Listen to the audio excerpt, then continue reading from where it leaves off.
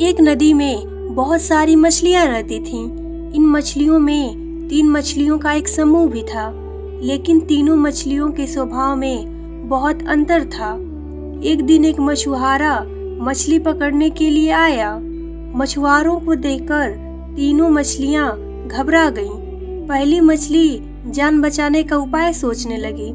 उसने तुरंत समझदारी के साथ काम किया और अपने आप को एक मरे हुए केकड़े के अंदर छिपा लिया। जब मरा हुआ केकड़ा मछुआरों के जाल में फंसा तो उससे बहुत तेज दुर्गंध आ रही थी।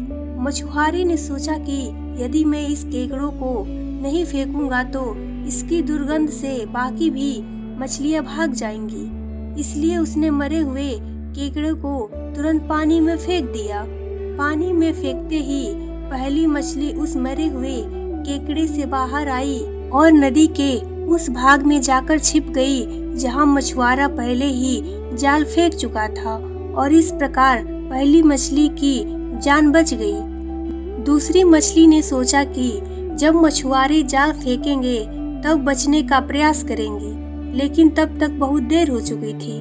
उस मछली ने भागने की बहुत कोशिश की, लेकिन फिर भी जाल में फंस गई और मर गई। तीसरी मछली जो हमेशा भाग के सहारे रहती थी, उसका सोचना था कि यदि मौत निश्चित है तो कोई नहीं बचा सकता। उसने बचने का प्रयास नहीं किया, वह भी जाल में फंसकर मर गई। इस छोटी सी कहानी से हमें यह सीख मिलती है कि हमें कर्म करने में विश्वास रखना चाहिए।